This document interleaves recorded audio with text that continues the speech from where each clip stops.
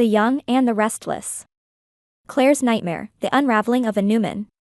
In the sprawling halls of the Newman mansion, tension simmered beneath the surface. Claire, once a picture of poise and control, had been battling inner demons for years. The shadow of her traumatic past with Jordan, a manipulative figure from her early life, haunted her. Despite her best efforts to bury these memories, they lingered, always on the brink of resurfacing.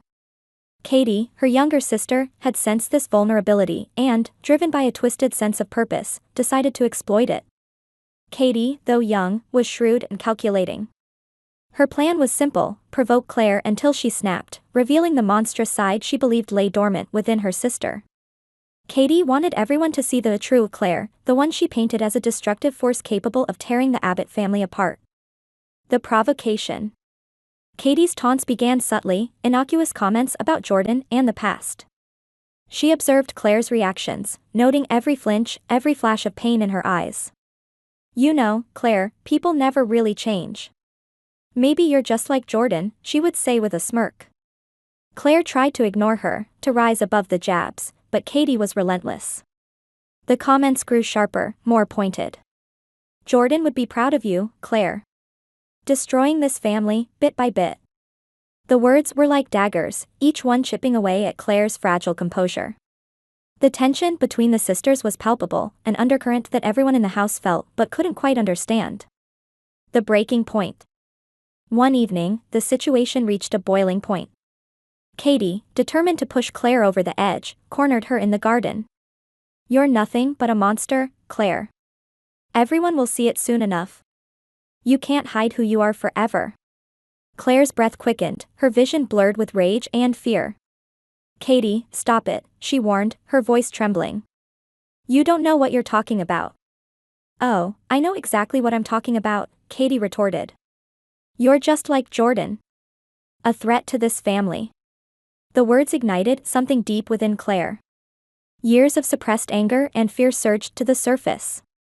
With a cry of anguish, she lunged at Katie, her hands wrapping around her sister's throat. The world seemed to blur as she struck out, slapping and shaking Katie with a force driven by years of pent-up emotion. Katie, though initially shocked, quickly adapted to the situation. She let herself go limp, falling to the ground and feigning unconsciousness. The scene was dramatic, chaotic, and exactly what she had hoped for. The aftermath. The commotion drew the rest of the family into the garden. Victoria arrived first, her eyes widening in horror at the sight of her daughters. "Claire. What are you doing?" she screamed, rushing to Katie's side. Claire stepped back, her hands shaking, her mind reeling. I didn't mean to," she stammered. "She kept pushing me, saying awful things about Jordan."